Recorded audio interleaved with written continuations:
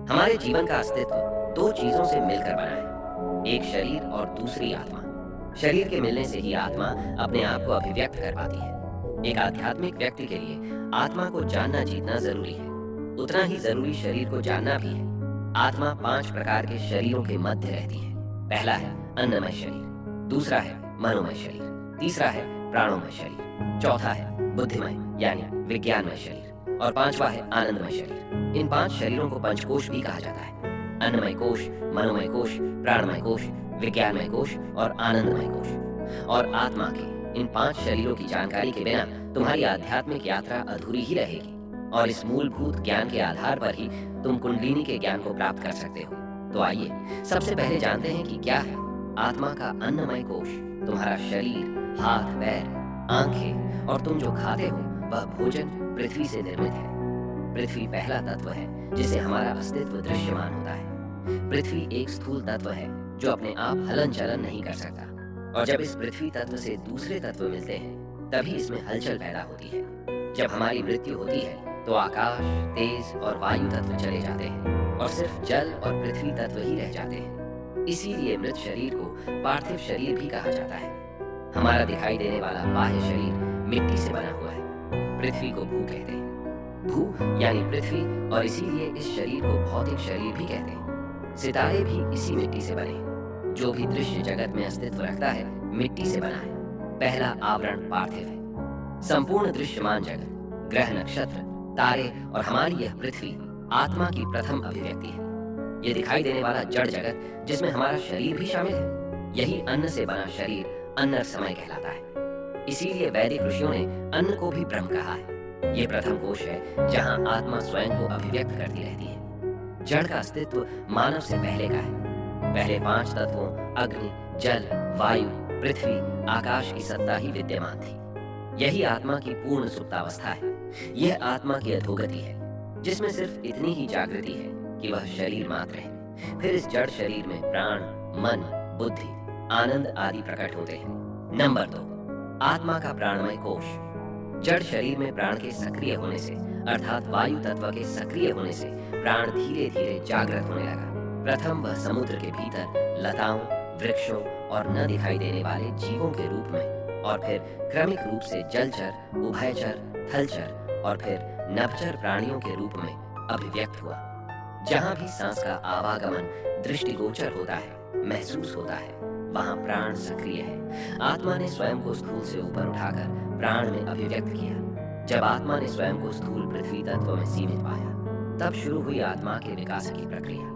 इस तरह पृथ्वी में स्थूल का एक भाग जागृत या सक्रिय होकर प्राणिक होने लगा। यह प्राण ही है जिसके अवतरण से जड़ जगत में हलचल हुई और द्रुत गति से आकार प्रकार का युग प्रारंभ हुआ। प्रकृति भिन्न भिन्न रूप धारण करती गई। प्राण को ही जीवन कहते हैं। प्राण के निकल जाने पर प्राणी मृत अर्थात जड़ माना जाता है। यह प्राणिक शक्ति ही संपूर्ण ब्रह्मांड की आयु और वायु है, अर्थात प्राणवायु ही आयु है, स्वास्थ्य है। पत्थर, पौधे, पशु और मानव के प्राण में जागृति और सक्रियता का अंतर है। देव, मनुष्य, पशु आदि सभी प्राण के कारण चेष्टावान है। मानव में मन ज्यादा सक्रिय है, किंतु जलचर, उभयचर, नभचर और पशुओं में प्राण ज्यादा सक्रिय है। इसीलिए पशुओं को प्राणी भी कहा जाता है। ईर्ष्या, द्वेष, संघर्ष, वासना, आवेग, क्रोध और इच्छा यह प्राण के स्वाभाविक गुण हैं। जो मानव इन गुणों से परिपूर्ण है वह प्राणी के अतिरिक्त कुछ नहीं। प्राण को पुष्ट और शुद्ध करने के लिए ही प्राणायाम का प्रावधान है। नंबर 3, आत्मा का मनोमय कोश। यह मनुष्य प्रकृति की अब तक की शुद्धतम कृति माना गया है। यह प्रकृति के सभी आकारों में अब तक का शुद्ध व ऐसा सुविधाजनक आकार है जहाँ रहकर आत्मा अपने को अन्यों से अधिक स्वतंत्र महसूस करती है। दूसरी ओर यह एक ऐसा आकार है जहाँ मन का अवतरण आसान है। उक्त आकार में अन्य प्राणियों की अपेक्षा मन के अधिक जागृत होने से ही मनुष्य को मनुष्य या मानव कहा गया है। जिसके पास मन है वही मनुष्य है। यही मनोमय कोश है। जगत के मनोमय कोश में मानव में ही मन सर्वाधिक प्रकट है। अन्यों प्राणियों में मन सुप्त है। मन भी कई तरह के होते हैं। आत्मा ने जड़ से प्राण और प्राण से मन में गति की है। सृष्टि के विकास में मन एक महत्वपूर्ण घटना थी। मन 5 इंद्रियों के क्रियाकलापों से उपजी प्रतिक्रिया मात्र नहीं है। औसत मन अपने कार्यों में जितना अपने हित, आवेश और पक्षपातों द्वारा संचालित होता है, उतना विचारों द्वारा नहीं। यही ऐन्द्रिक मन है। 99% लोग ऐन्द्रिक मन में ही जीते हैं। जो किसी भी प्रकार के ऐन्द्रिक ज्ञान से उपजे विचारों के प्रति आग्रही हैं, वह ऐन्द्रिक मन है। ऐन्द्रिक मन में स्थित आत्मा भी जड़ बुद्धि ही मानी गई है। विचार कितना ही महान हो, वह ऐन्द्रिक मन की ही उपज है। जिसने इंद्रियों तथा इनसे उपजने वाले भावों से संचालित होना छोड़ दिया है, उसी आत्मा का मन उच्चतर रूपों में रूपांतरित हो जाता है। इसीलिए मन के क्रियाकलापों के प्रति जागृत रहकर जो विचारों की सुस्पष्टता और शुद्ध अवस्था में स्थित हो, पूर्वाग्रहों से मुक्त होता है, वही विज्ञानमय कोश में स्थित हो सकता है। मन को उच्चतर रूपों में रूपांतरित करने के लिए प्रत्याहार और धारणा को साधने का प्रावधान है। इसके साधने पर ही आत्मा विज्ञानमय कोश के स्तर में स्थित होती है। नंबर 4, आत्मा का विज्ञानमय कोश। सत्य ज्ञानमय या विज्ञानमय कोश, अर्थात जिसे सांसारिक सत्य का ज्ञान होने लगे और जो माया भ्रम का जाल काटकर साक्षित्व में स्थित होने लगे, या जो जागृत, स्वप्न और सुषुप्ति के स्तर से मुक्ति पाकर निर्विचार की दशा में होने लगे, उसे ही सत्य ज्ञान पर चलने वाला कहते हैं। विज्ञान का अर्थ विशेष ज्ञान या विशेष बोध से है। सत्य ज्ञानमय कोश बोध पूर्वक जीने से मिलता है। मनोमय कोश से मुक्त होकर विज्ञानमय कोश में स्थित आत्मा को ही हम सिद्ध या बुद्ध कहते हैं। इस कोश में स्थित आत्माएं मन से मुक्त हो चुकी होती है। इस कोश के भी कुछ स्तर माने गए हैं। जब मनुष्य को अपने अज्ञान में पड़े रहने का ज्ञान होता है, तब शुरू होता है मन पर नियंत्रण। मन को नियंत्रित कर उसे बुद्धि संकल्प में स्थित करने वाला ही विवेकी कहलाता है। विवेकी में तर्क और विचार की सुस्पष्टता होती है। मन में ही स्थित है विज्ञानमय कोश, अर्थात बुद्धि का स्तर।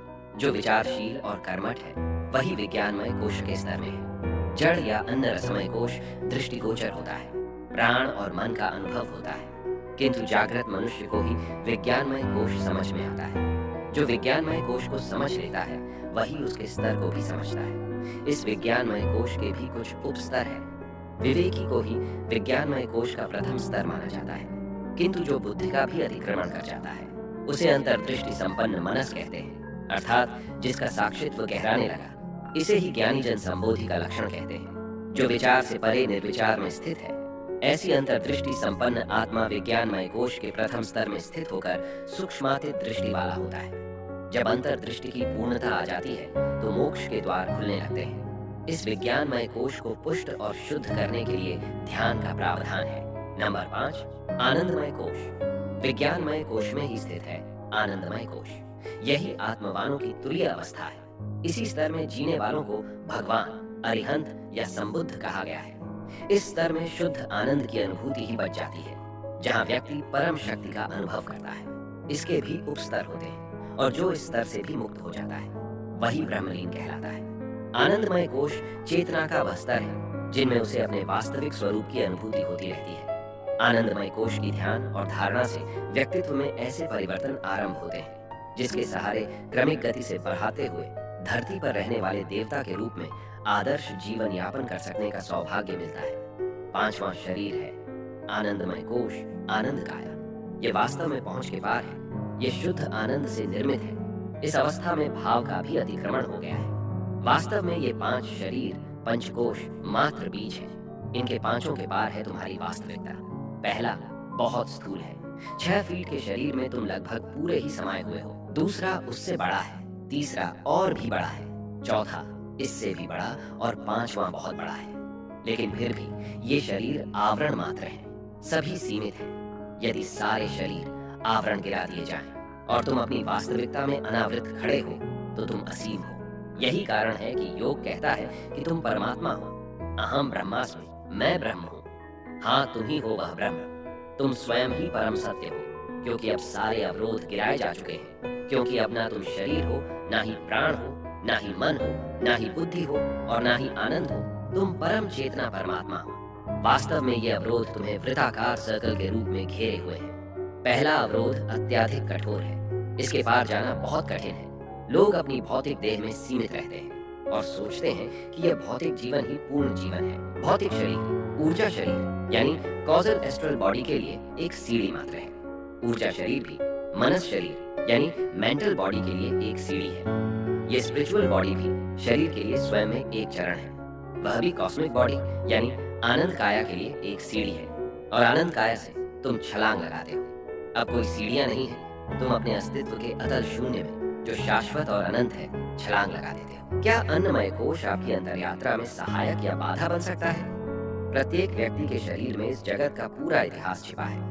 एक छोटे से बीज कोश में इस अस्तित्व की सारी कथा छिपी है। ये कोश रूपी शरीर आपका नहीं है, उसकी लंबी परंपरा है। वह बीज कोश न जाने कितने मनुष्यों से, कितने पशुओं से, कितने पौधों से, कितने खनिजों से यात्रा करता हुआ आप तक आया है। यह आपकी पहली परत है जिसे अन्नकोश कहते हैं। अन्नकोश इसलिए कहते हैं कि उसके निर्माण की जो प्रक्रिया है वह भोजन से होती है। प्रत्येक व्यक्ति का शरीर 7 साल में बदल जाता है। हड्डी, मांस, मज्जा सभी कुछ बदल जाती है। एक आदमी 70 साल जीता है तो 10 बार उसके पूरे शरीर का रूपांतरण हो जाता है। आप प्रतिदिन जो भोजन ले रहे हैं वह आपके शरीर को बनाता है और प्रतिदिन आप अपने शरीर से मृत शरीर को बाहर फेंक रहे हैं। जब हम कहते हैं कि किसी व्यक्ति का देहावसान हो गया, तो जब उसकी आत्मा शरीर को छोड़ देती है, उस अंतिम देहावसान को कहते हैं। वैसे व्यक्ति का देहावसान रोज हो रहा है। व्यक्ति का शरीर रोज मर रहा है। आपका शरीर मरे हुए हिस्से को रोज बाहर फेंक रहा है।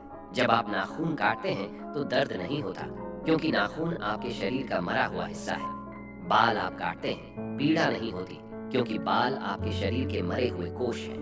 अगर बाल आपके शरीर के जीवित हिस्से हैं तो काटने से पीड़ा होगी। आपका शरीर रोज अपने से बाहर फेंक रहा है।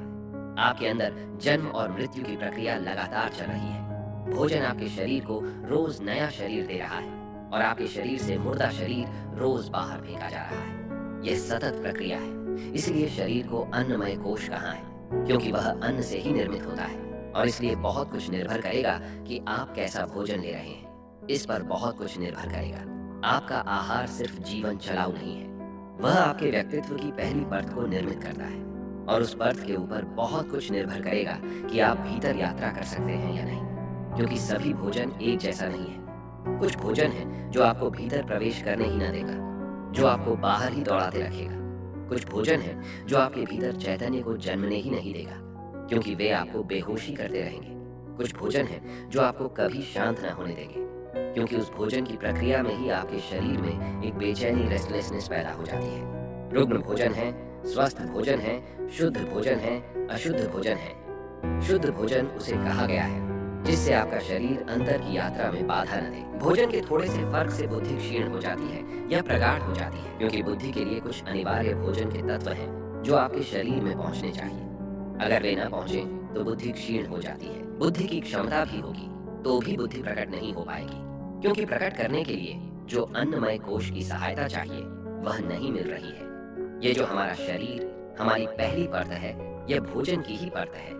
इसलिए भोजन का विवेक महत्वपूर्ण है। एक विशुद्ध शाकाहारी आहार शरीर को एक तरह की लचीलापन, फ्लेक्सिबिलिटी देता है, जो मांसाहारी के शरीर को उपलब्ध नहीं होती। मांसाहारी के शरीर की परत धीरे धीरे ठीक जानवरों जैसी हो जाती है।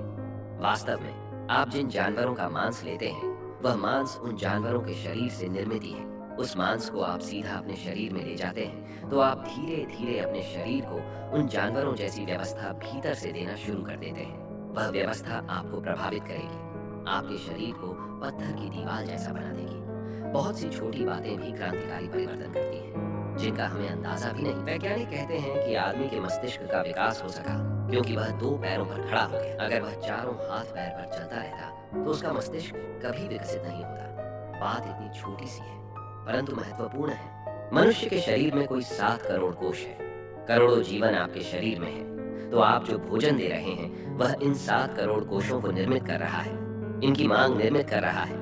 फिर आपको इनके साथ बंध कर जीना पड़ता है और यह बंधन भीतर जाने में बाधा बन जाता है। सात्विक भोजन हम उसे कहते हैं, जिससे एडिक्शन पैदा ना हो। ऐसा भोजन जो सिर्फ शरीर को ऊर्जा देता हो, नशा न देता हो। जिस मात्रा में कोई चीज शरीर के लिए मूर्छा पैदा करती है, उसी मात्रा में आपका अन्नमय कोश विकृत हो जाता है। पर हम इतना चिंतन नहीं करते, विचार नहीं करते कि हम क्या खा या पी रहे हैं। भीड़ जो कर रही है हम भी किए चले जाते हैं। मनुष्य की हिंसा, वायलेंस उसके भीतर निर्मित होते जहरों से आती है। आपके भीतर से खास जहर बाहर कर लिए जाए, फिर आप हिंसा न कर सकेंगे। इसलिए वैज्ञानिक कहते हैं कि जो लोग हत्या कर देते हैं उनको अपराधी करार देना नासमझी है। वे केवल बीमार हैं। उनकी थोड़ी सी ग्रंथियां अलग कर देनी चाहिए, फिर वे हत्या, हिंसा नहीं कर सकेंगे। वैज्ञानिक कहते हैं कि आपके भोजन को बदलने की जरूरत नहीं। आप जो भोजन करते हैं करते रहें, लेकिन आपकी ग्रंथि काटी जा सकती है। जहाँ रस निर्मित होते हैं, वह व्यवस्था तोड़ी जा सकती है, लेकिन उसमें आपकी कोई गुणवत्ता या अंतर्यात्रा भी ना होगी। आप केवल एक डमी बन जाएंगे। लेकिन एक और प्रक्रिया है, आप अपने आहार की व्यवस्था को बदल डालें। धीरे धीरे धीरे धीरे आपका शरीर उन जहरों से मुक्त हो जाता है जो आपको पाप में ले जाते हैं। तब आप ऊपर उठते हैं और ऊर्जा ऊर्ध्वगामी होती है। क्या तुमने कभी इस बात पर गौर किया है कि जब भी तुमने अधिक मात्रा में और भारी भोजन किया हो, तो तुरंत ही तुम्हें एक आलस्य की अनुभूति, एक नींद सी महसूस होने लगती है। तुम्हारा मन सो जाने की मांग करने लगता है, जागरूकता खोने लगती है। जब पहला अन्नमय शरीर ही बोझिल हो, तो तीक्ष्ण बोध का जागना कठिन हो जाता है। यानी सभी धर्मों में अनाहार इतना महत्वपूर्ण हो गया है, लेकिन अनाहार का विज्ञान है और इसे मूर्खता पूर्वक नहीं अपनाया जाना चाहिए। उपवास से सारा शरीर, समग्र अस्तित्व अस्त व्यस्त, पूर्ण रूप से अव्यवस्थित हो जाता है।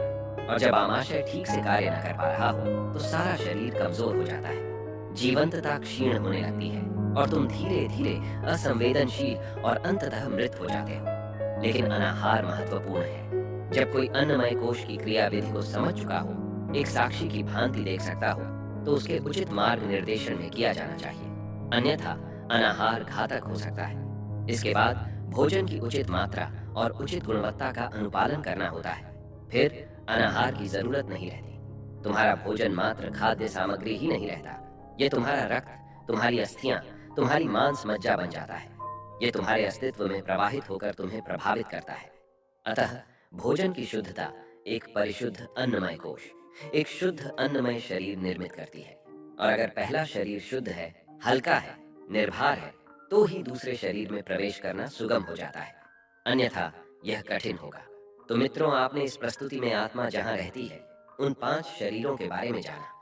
आत्मा और शरीर की इस मूलभूत जानकारी से आप सरलता से आध्यात्मिक मार्ग पर आगे बढ़ सकते हैं। मित्रों, यह प्रस्तुति आपको कैसी लगी कमेंट में जरूर बताएं। और यदि आप हमारे चैनल पर नए हैं, तो हमारी आर्यलोक चैनल को सब्सक्राइब करें। आपका जीवन सुखमय हो और आप आध्यात्मिक ऊंचाइयों को प्राप्त करें।